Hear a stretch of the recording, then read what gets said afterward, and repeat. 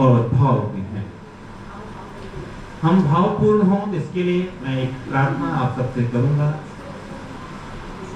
कि हम 3 बार ओंकार का उच्चारण करें। ओंकार का उच्चारण मैं क्यों कराता हूं और क्यों करना चाहिए, ये पूरी तरह से रिसर्च से प्रूफ हो चुका है। जो व्यक्ति 7 मिनट तक ओंकार का उच्चारण करता है उसका बीपी ठीक रहेगा, उसकी किडनी की समस्या ठीक रहेगी, उसका स्ट्रेस लेवल ठीक रहेगा, उसके शरीर में ऑक्सीजन की मात्रा बढ़िया रहेगी, कार्बन दूर होगा और हमारा नाम जप ओम है। ओम के जप में आपको बहुत अनुष्ठान की आवश्यकता नहीं है। अगर भोजन बना रही हैं, ओम का जप कर सकती हैं। कपड़े धो रही हैं, ओम का जप कर सकती हैं। तो माला की जरूरत नहीं है। माला की जरूरत तब पड़ती जब आप पणिया बन जाते हो कि भाई कैलकुलेट करना शुरू कर देते हो, मैंने इतना दिया, तुमने इतना दिया, तो मुझे इतना दो। लेना देना। भक्ति में व्यापार नहीं चलता है, तो माला की कोई जरूरत नहीं है, टूल्स की जरूरत नहीं है। और मैंने एक बात कही थी, परमात्मा किसी भी भाषा को नहीं समझता। ध्यान रख लीजिएगा, परमात्मा किसी भी भाषा को नहीं समझता है। अगर मैं कहूं तो संस्कृत को भी नहीं समझता है। अगर संस्कृत को समझता तो मंदिर में बड़े बड़े जो पंडित लोग हैं, जो संस्कृत के जानकार हैं, उनकी वीडियो आप जानते क्यों आते हैं? परमात्मा केवल इंटेंशन, नीयत को समझता है। अगर मेरे भाव में शुद्धता है तो परमात्मा वहां है।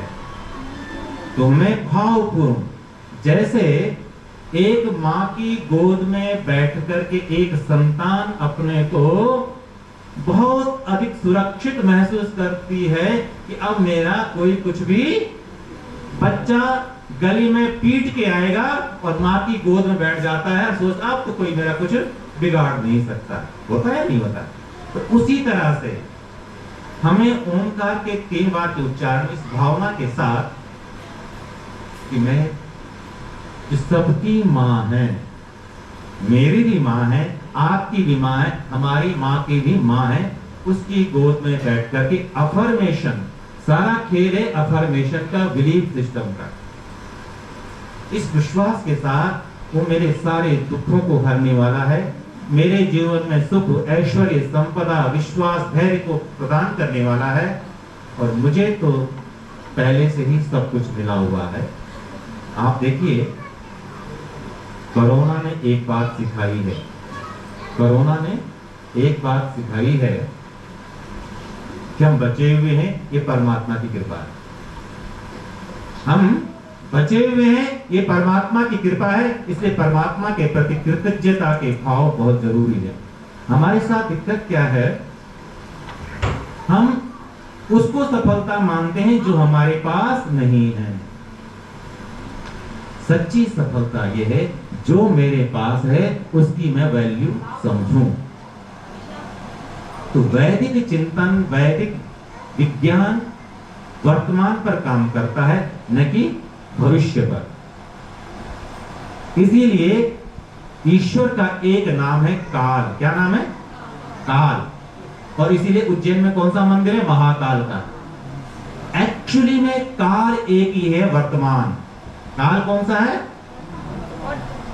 भूत, पास्ट आपकी यादें हैं, मेमोरी है। भविष्य आपकी कल्पना है। सही अर्थों में वर्तमान में कोई दुखी नहीं है। थोड़ा सा आइए 3 बार ओंकार के जप में मैं थोड़ा सा निवेदन करूं। ओ बोलते समय आपका मुंह गोल होना चाहिए और मां बोलते समय आपके ओंठ चिपकने चाहिए, स्माइल वाला फेस होना चाहिए। ये आपको जरूर ध्यान रखना है कि हैप्पीनेस जो हमारी फर्स्ट प्रायोरिटी होनी चाहिए। हैप्पीनेस प्रसन्नता। और यज्ञ का प्रसाद क्या है? प्रसन्नता। और प्रसन्नता वैसी नहीं होनी चाहिए टेक्निक वाली, नकली हंसी नहीं, बिल्कुल स्वाभाविक नेचुरल हंसी। हमारे साथ दिक्कत क्या हो गया, हम हर जगह आर्टिफिशियल हो गए हैं, एआई हर जगह हो गई है। हंसते समय हम सामने वाले को संतुष्ट करने के लिए नकली हंसते हैं। नहीं हंसना है नकली, स्वाभाविक हंसना है। और जब स्वाभाविक हंसते हैं ना, तो हार्मोन्स हमारे अंदर अच्छे वाले हार्मोन्स रिलीज होते हैं। आइए बहुत ही मधुरता के साथ, बहुत ही श्रद्धा के साथ, भक्ति के साथ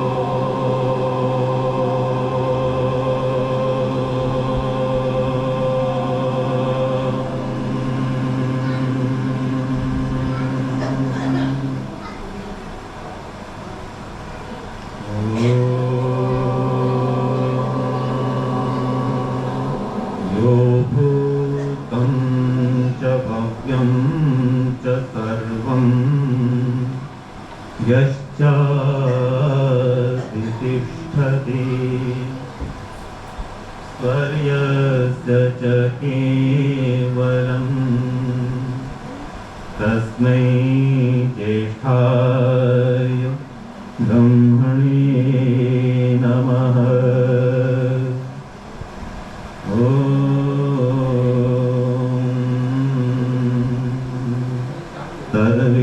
तद्विष्णोः परमं पदं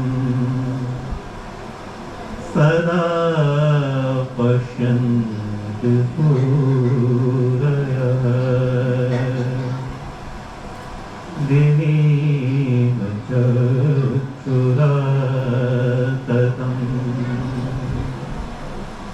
सर्वे वेदा यत्पदमामनन्ति तपान्ति सर्वाणि च यद्वदन्ति यदिच्छन्तो ब्रह्मचर्यं चरन्ति तत्ते पदं संग्रहेण ब्रवीम्योम्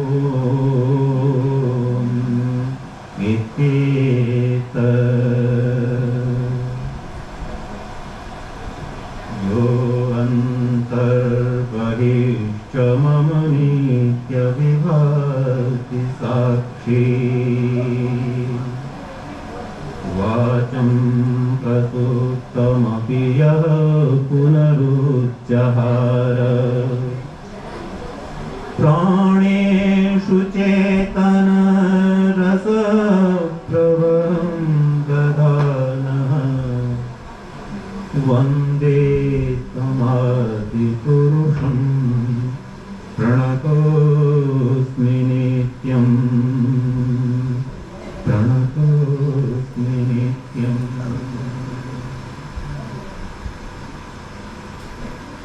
हमारी आर्य समाज बहुत ही ऐतिहासिक है। ऐतिहासिक आर्य समाज की प्रधाना माननीय माता जी वंदनीय मंत्री पद पर विराजमान कमलेश जी, कोषाध्यक्ष में के रूप में विराजमान बहन जी, और जिन लोगों ने भी यहाँ पर भजनों का प्रस्तुतिकरण किया सभी वंदनीय बहनें, और साथ में आज हमारे मध्य में उपस्थित हैं सभा प्रधान, बहुत ही विद्वान और भाषा के साथ जो बहुत ही अच्छी तरह से अपना समर्थन और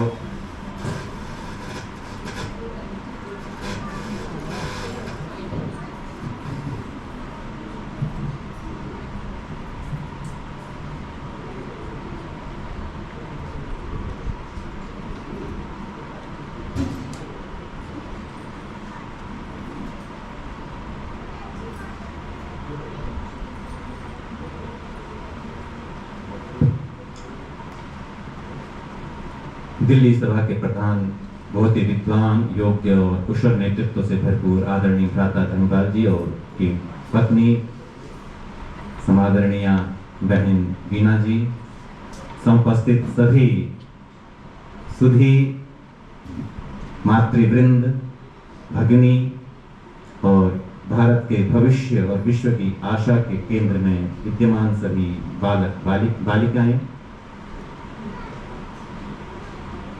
एक कविता से अपना प्रारंभ करना चाहता हूं। क्या कहती हो ठहरो नारी, संकल्प अश्रु जल से अपने, तुम दान कर चुकी पहले ही जीवन के सोने से सपने। नारी तुम केवल श्रद्धा हो, विश्वास रजत नग पग तल में, पीयूष स्रोत सी बहा करो। आगे हाँ, तो भाव यह है कि नारी तुम केवल श्रद्धा हो। वेदों में एक बात कही गई है कि इयं ही स्त्री ब्रह्मा बभूविथ। इस संसार को बनाने वाली स्त्री है, महिला है, माता है। महिमा शब्द आप जानते हैं ना, महिमा, महिमा का अर्थ क्या है? सम्मान। जिस धातु से महिमा शब्द बना है उसी धातु से महिला शब्द बना है। ध्यान रखना आप। महापूजायाम, जैसे महिमा पूजनीय होता है, एक उत्कर्ष की भावना होती है, ऐसे महिला में पूजनीय भाव स्वभाव होता है, प्रकृति का है। आप देखेंगे एक जो घर की माँ है, बूढ़ी माँ है, जब वो भोजन बनाती है ना, बिना किसी किताब के वो हींग डालती है 500 लोगों के भोजन के लिए। कोई उसके पास कोई तराजू नहीं, कुछ नहीं, और इतना अनुभव होता है कि कितनी हींग माँ को डालनी है। वो हींग ज्यादा नहीं होती, कम नहीं होती। इसे कहते कि माँ स्वाभाविक ज्ञान से परिपूर्ण होती है। एक ज्ञान होता है जिसे हम अक्षर ज्ञान कहते हैं। अक्षर ज्ञान अहंकार पैदा करता है। और कल मैंने कहा था कि शतपथ ब्राह्मण ने कहा है कि दिन का पूर्वार्ध विद्वान है और दिन का उत्तरार्ध हमारा पिता है, माता है। माता मतलब जीवन का अनुभव। मैं आगे बढ़ूं, एक कहानी से आपका ध्यान आकर्षित करना चाहता हूं।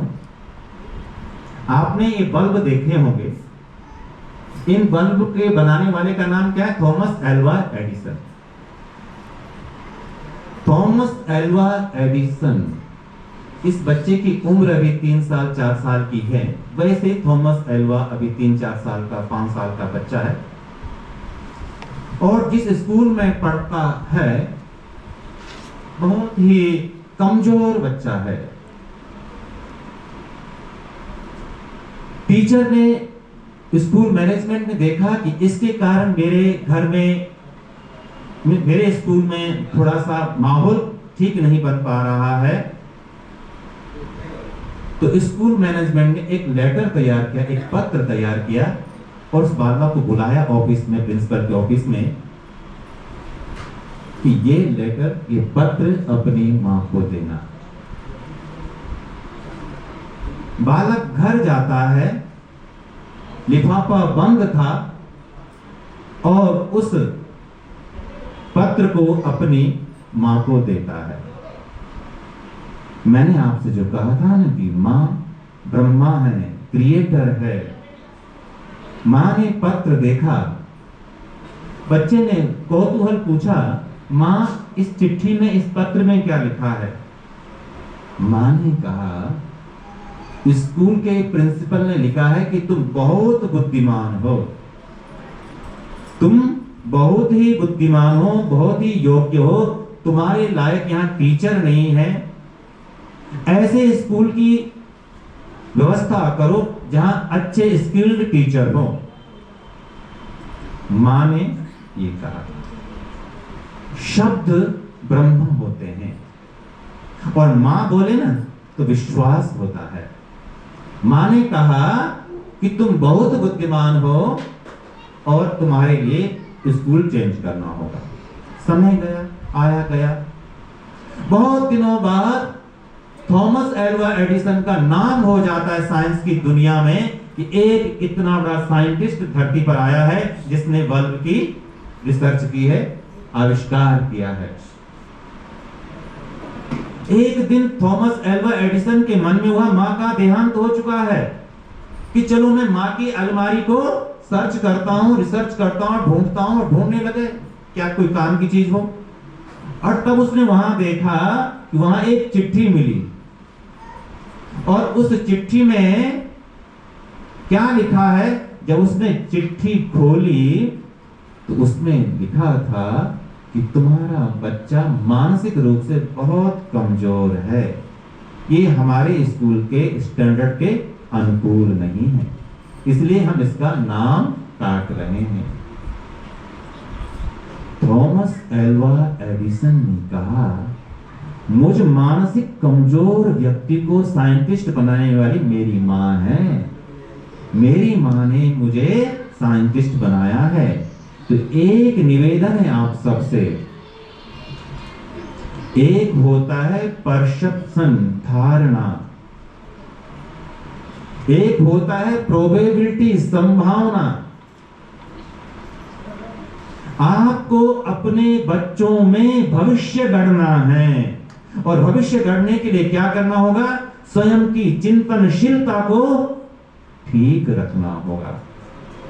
आज सबसे बड़ी दिक्कत क्या है कि आज हमारा चिंतन की कोई दिशा नहीं है। चिंतन की कोई दिशा नहीं है, क्योंकि हमें कोई कुछ कहता है, कोई कुछ कहता है, कोई कुछ कहता है, हमें समझ ही नहीं आता कि हमारी मंजिल क्या है। और अगर दिशा गलत है तो हम कितनी भी तीव्र गति से चलें, हम मंजिल तक नहीं पहुंच सकते हैं। और इस संसार को, इस भारत देश को अगर कोई पुनः विश्व गुरु बना सकता है, वो केवल माताएं बहनें ही बना सकती हैं, क्योंकि निर्मात्री आप हैं। इसलिए एक बात समझनी होगी, यक्ष युधिष्ठिर संवाद में यक्ष युधिष्ठिर से पूछते हैं, इस पृथ्वी से भारी कौन है? ध्यान रखना, इस पृथ्वी से भारी कौन है? तो कहते हैं माता। अब यहां पृथ्वी और माता की समानता समझिए। पृथ्वी की एक विशेषता है, वो किसी धर्म को, किसी संप्रदाय को, किसी जाति को काला गोरा किसी प्रकार का विभाजन की रेखा नहीं खींचती है। समझ में आएगा?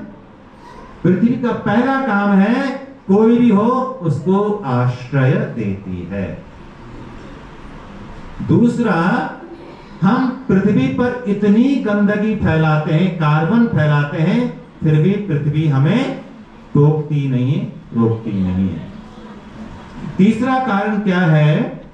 पृथ्वी हम सब के लिए भोजन की व्यवस्था करती है। अब वो पृथ्वी की तुलना पृथ्वी से भी भारी मां को क्यों कहा गया है? देखिए, जब तक बेटियों की शादी नहीं होती है, तब तक बेटियां घर में काम नहीं करती हैं।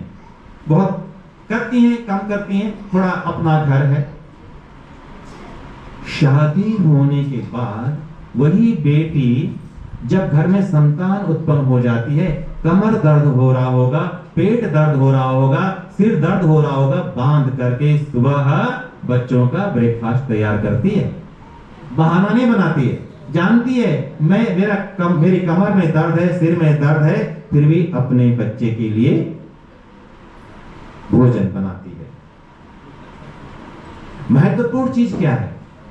महत्वपूर्ण चीज यह है कि हमें मां के गुणों को समझना होगा। और यहां एक बहुत महत्वपूर्ण चीज, माता कृष्ण की भी है, माता कृष्ण की भी है, माता रावण की भी है, माता मेरी भी है, माता आपकी भी है। लेकिन मां के अंदर जो प्रेम भाव पैदा होता है, वो प्रेम भाव, मां के प्रेम को ही अनकंडीशनल लव कहा जाता है। मां इस भावना से प्रेम नहीं करती है कि मुझे बदले में कुछ मिलेगा। एक बार एक बच्चे ने कहा, मां मैं तुझसे बहुत प्यार करता हूं, अब मैं चाहता हूं कि जितना तूने मेरे लिए किया है उतना ही मैं तेरे लिए करूं।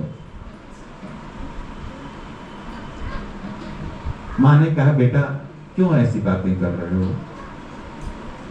कहा, नहीं मां, मैं जो कुछ आपने मेरे लिए किया है उसका मैं ऋण चुकाना चाहता हूं।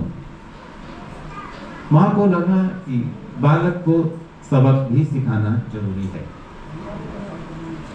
मां ने कहा, एक दिन सीख के लिए अपना सिर अपने अंगोछे से, अपने दुपट्टे से बांधा और कहा, बेटा आज मेरा सिर दर्द बहुत हो रहा है, मैं सो रही हूं। बेटे ने कहा, ठीक है मां सोइए। कुछ देर बाद मां ने लगभग 11 बजे के आसपास बेटे को आवाज दी, बेटा पानी दे दे। बेटा आया, मां ने पानी लिया और पानी को बिस्तर में गिरा दिया। कुछ देर बाद फिर मां ने बुलाया कि बेटा पानी पिला दे। अच्छा, बेटा भी मां के बगल में ही सो रहा है, बीमार है। कहा, बेटा पानी दे दे। बेटा आया, पानी लाया, मां ने फिर दोबारा से पानी गिराया। बेटा ने कहा, कोई बात नहीं, बीमार है, हाँ हिल गया होगा पानी। फिर तीसरी बार मां ने कहा, कुछ देर बाद, आधा घंटे पर बेटा पानी लिया, मां ने फिर गिराया। 3 बार तक तो बच्चा करता रहा। चौथी बार मां ने जब कहा तो बच्चे से रहा नहीं। क्या मां, तुम भी जो है ना, तुम्हें पानी पीना नहीं है, तुम बिस्तर को गिरा रही हो, ठीक है, दिमाग ठीक है तुम्हारा? जो बच्चा कह रहा था मां मैं आपका ऋण चुकाने के लिए तैयार हूं, वो बच्चा चौथी बार में ही बोला, तुम्हारा दिमाग ठीक है क्या, ठीक नहीं है क्या? तो मां ने कहा, बेटा तुम इतने बड़े हो ना, तुम्हारी पोटी मैंने साफ की है। तुम जब रात में बिस्तर में सुसु करते थे, एक जगह नहीं 10 जगह सुसु करते थे, मैं गीले में रहती थी और तुम्हें वहां जहां सूखा होता था वहां सुलाती थी। तो मां की ऋणों के बदले में काम करने की क्षमता किसी भी व्यक्ति में नहीं हो सकती है। यहां पर मैं एक बात लाना चाह रहा हूं। मंदालसा का नाम आपने सुना हो, मदालसा कहें, मंदालसा कहें, मदालसा। मदालसा बहुत ही धार्मिक नारी थी। उसका एक लक्ष्य था कि मैं संतान पैदा करूंगी तो धार्मिक संतान पैदा करूंगी, साधु पैदा करूंगी, महात्मा पैदा करूंगी। शुद्धोसी बुद्धोसी निरंजनोसी संसार माया परिवर्जितोसी। उसने लोरियां, आप देखना आज साइंटिस्ट इस बात को, मनोवैज्ञानिक इस बात को मान चुके हैं, जिस समय बेटा शिशु मां के उदर में होता है, जो संकल्प जो विचार होंगे उसी के अनुसार बच्चों का निर्माण होगा। ये हमारे यहाँ ऋषियों की रिसर्च है। लेकिन आज का मनोवैज्ञानिक भी इस बात को मानने लग गया है, यहां तक कहने लग गया है बच्चों को जो कुछ बनना होता है 3 साल के अंतर्गत बन जाता है, आगे तक उन्हीं विचारों का, उन्हीं गुणों का विकास मात्र है, ध्यान रखना। मदालसा की शादी हुई एक राजा से, राजकुमार से। तो मदालसा ने अपने पति से कहा कि मैं तो अपनी संतान को तपस्वी बनाऊंगी, सन्यासी बनाऊंगी। पति ने कहा, देख कैसे बना लोगी तुम? तो दोनों में एक शर्त लग गई कि हां मैं साधु बना पाऊंगी या नहीं। और आप हैरान होंगे मदालसा ने 3 बच्चों को साधु बना दिया था। अंत में पति हार गया, पैरों में झुक करके प्रणाम करने लगा, हे महारानी मैं आपसे हार मानता हूं, अगला पुत्र जो हो उसको राजकुमार बना देना। समझ रहे हैं आप चीजों को। अगली बार जो लोरियां सुनाई उन्होंने वीरोसी की लोरियां सुनाई कि मेरा जो पुत्र होगा वीर होगा, वो संसार के दुख कष्ट को दूर करने वाला होगा। तो माँ की लोरियों में बहुत बड़ी ताकत होती है। माँ की लोरी नहीं मंत्र होते हैं। अभिमन्यु का आपने नाम सुना होगा, अभिमन्यु का आपने नाम सुना हुआ है। कहते हैं, अच्छा बालिका आप कौन सी कक्षा में हो? 8th में। ये बताएं अभिमन्यु की माँ का नाम क्या है? एक बच्ची। अच्छा डरना नहीं, प्रश्न का उत्तर देना, कोई नहीं। अभिमन्यु की माँ का नाम क्या है? नहीं पता, कोई बात। आप बेटा? द्रौपदी। कौन बोले? हाँ माता जी आपको प्रणाम। कौन बोला? कोई बात। सुभद्रा। हाँ अर्जुन की बहन, अर्जुन की बहन है सुभद्रा। खैर मैंने इसलिए बोला कि हमें अपने विरासत को समझना है, इसलिए प्रश्न करने का अर्थ ये नहीं कि आपको आता है नहीं आता, ये महत्वपूर्ण नहीं।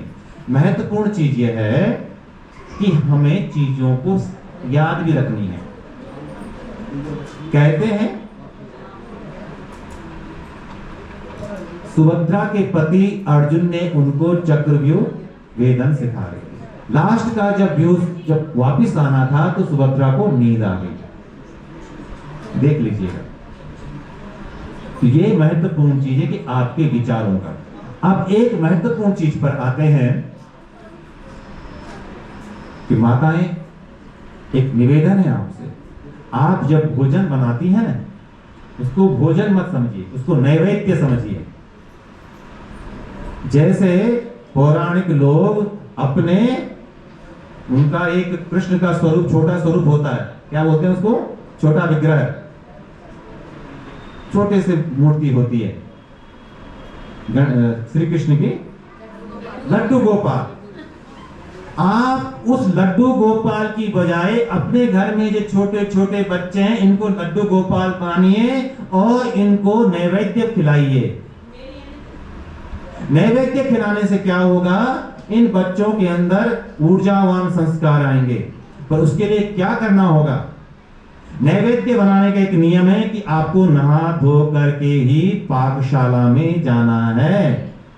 अगर आप बिना नहाए धोए बनाते तो भोजन तो बना सकते हो, नैवेद्य नहीं। इसलिए मैं एक बात कहता हूं, अगर परिवार में कोई बीमार है ना, तो भोजन बनाने वाले ने विचारों की शुद्धता नहीं रखी है।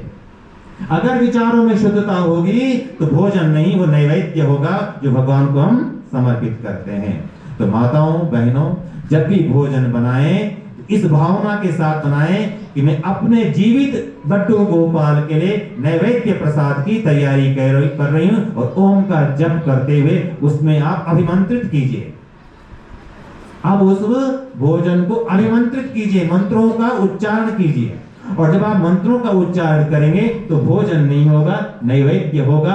और उस नैवेद्य से कोई व्यक्ति अस्वस्थ नहीं हो सकता है, कोई व्यक्ति बीमार नहीं हो सकता है, क्योंकि हमारा मन वहां है, प्रेजेंट है। सारी की सारी समस्या है हमारा भोजन खराब है, इसलिए हमारा स्वास्थ्य खराब है, और हमारा स्वास्थ्य खराब है इसलिए हमारे विचार खराब हैं। इसलिए एक बात आप बोलिए मेरे साथ, विचार से कर्म पैदा होते हैं, विचार से कर्म पैदा होते हैं, कर्म से आदत पैदा होती है, और आदत से चरित्र पैदा होता है, और चरित्र से हमारी किस्मत, हमारी नियति बनती है। समझ में आ रही चीजें? तो अगर हमारे विचार ठीक हैं तो हमारी नियति ठीक है। अब यहां पर आर्य समाज क्या काम करता है? आर्य समाज ये कहता है कि स्त्री पुरुष की समानता करने की कोई जरूरत ही नहीं है। ध्यान रखना, क्योंकि स्त्री तो अपने आप में बहुत ऊपर है, पुरुष बहुत नीचे है, और जो ऊपर है उसे नीचे आने की क्या जरूरत है? समानता का मतलब है स्त्री स्वयं को अपना कद नीचे कर रही है। समझने की बात आ रही है? तो स्त्री और जिसका कद बड़ा होता है उसे उसकी जिम्मेदारी भी उतनी ज्यादा होती है। जिसका कद छोटा है, जिसका पद छोटा है, वो कुछ भी बोल सकता है, लेकिन जिसका कद पद बड़ा है उसकी जिम्मेदारी भी उतनी ही ज्यादा है। अब एक कहानी मैं आपके सामने बहुत ही महत्वपूर्ण कहानी रखने जा रहा हूं। रामायण की कहानी है। भरत, उसमें महिला पात्र भी है, पुरुष पात्र भी है, क्योंकि कहानी के लिए बिना आप सबको पता होगा कि जब राजा दशरथ का देहावसान हो जाता है तो भरत को बताया नहीं जाता है कि तुम्हारे पिताजी का देहांत हो गया है। राजा दशरथ का देहांत होने के बाद किसी इमरजेंसी आ पड़ी है राज दरबार में, इसलिए भरत को बुलाया जाता है। जब भरत वापस आ रहे थे तो अयोध्या से पहले एक नंदीग्राम जगह है, उस नंदीग्राम में उन्होंने एक मंदिर बनाया हुआ था। मंदिर मतलब अपने मूर्ति चित्र बनाए हुए पृथु के, रघु के, दिलीप के। तब जब भरत अपने ननिहाल से वापस आ रहे थे, उनके मन में विचार आया कि चलो एक बार इस मंदिर में भी मैं चला जाता हूं, जो जहां पर मेरे पितर लोग हैं, इनकी फोटो लगी हुई है। जब उसने देखा कि बगल में पिताजी की फोटो लग गई, उन्होंने मंदिर के जो आचार्य थे पूछा ये क्या हुआ, ये कैसे हो गया? तो मंदिर के पुरोहित ने कहा राम को वनवास मिला, इसलिए पिताजी का देहांत हो गया। भरत ने पूछा पिताजी का देहांत कैसे हो गया? क्या आपकी मां ने मांगा था? अब जो भरत अपने भाई से बहुत प्यार करता हो, जो भरत अपने भाई से बहुत प्यार करता हो, वो अयोध्या रोते रोते पहुंचा। अब भाई ने कहा गया कि आप राजा हैं, क्योंकि नियम है कि राज सिंहासन को खाली नहीं रखा जा सकता, तो भरत का राज्याभिषेक हो जाता है। भरत ने कहा मैं तो भाई को बुलाने जाऊंगा, मैं तो भाई को बुलाने जाऊंगा। तो भरत जब राजा हो गया तो भरत ने अपनी मंत्री परिषद के सभी मंत्रियों को और सभी माताओं को कहा सब चलो, बहुमत हो जाएगा। आजकल सरकार बहुमत से चलती है ना, जब सब बहुमत से होंगे तो हमारे भाई राम मना नहीं कर पाएंगे।